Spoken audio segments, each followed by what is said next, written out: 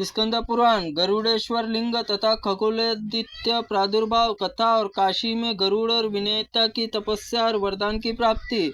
स्कंद जी कहते हैं, अगस्त जी त्रिलोचन स्थान पे उत्तर भाग खगोलय नाम से आदित्य स्थिति बनाई। उसमें सभी रोगों का नाश करने वाले पूर्व काल में क्रुद्ध और विनता से दोनों बहनें परस्पर खेल रही थी। दक्ष प्रजापति कन्या मरीच नंदन कश्यप धर्मपत्नी थी।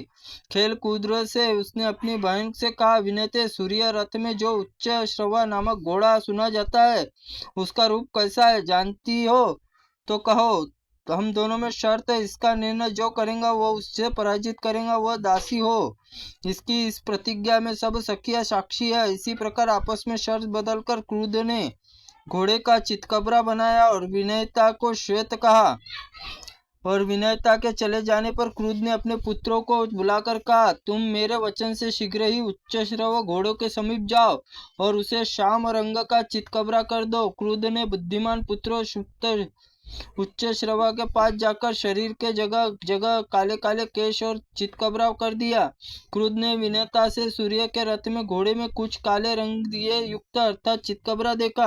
तब विनयता से कहा, बहन, तुम्हारी बात सत्य निकली, अतः तुमने मुझे जीत लिया।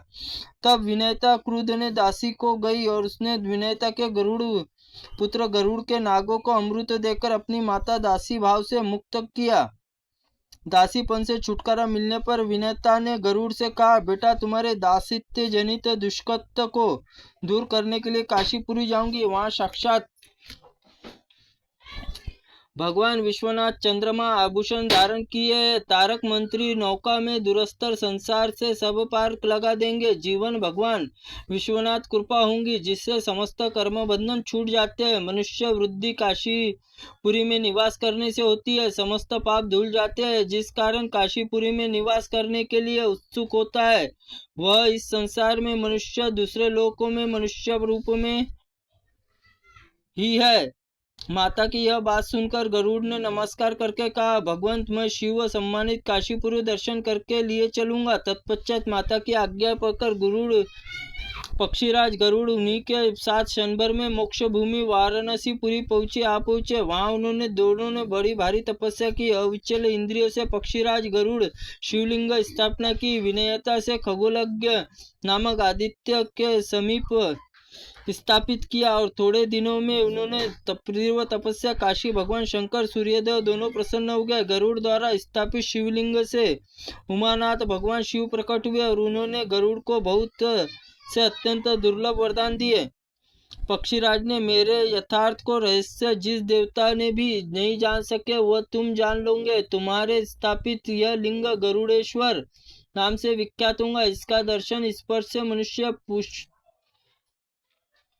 पूजन मनुष्य को परम ज्ञान देने वाला होगा। वही विष्णु है, जय विष्णु हम है।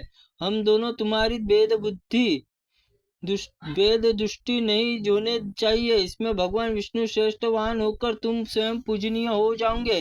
अपने भक्त गरुड़ को इस प्रकार वरदान देकर भगवान शंकर वहीं अंतर ध्यान हो गए। गरुड़ भगवान के विष्णु के वाहन होकर भूमंडल में सबके लिए पूजनीय हो गए। तदनंतर उन्होंने 3 तपस्या संलग्न विनयता से देखकर शिव से दूसरे ही स्वरूप में खगोलादित्य नामक सूर्यदेव प्रकट हुए और उन्होंने विनयता से शिव ज्ञान के युक्त पापनाशक वरदान दिया।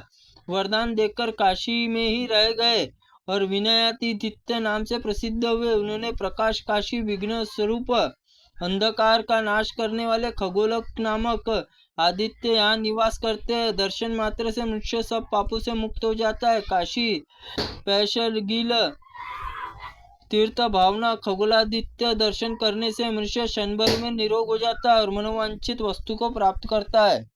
काशी कंठ पूर्वाद संपूर्ण समाप्त हो चुका है। त्रुटिपूर्ण वाक्य के लिए भगवंत आप हमें क्षमा करे। ओम नमः शिवाय नमः। ओम स्कंद पुराणाय नमः। ओम नमो नारायण भगवते वासुदेवाय नमः। ओम ब्रह्माय नमः। ओम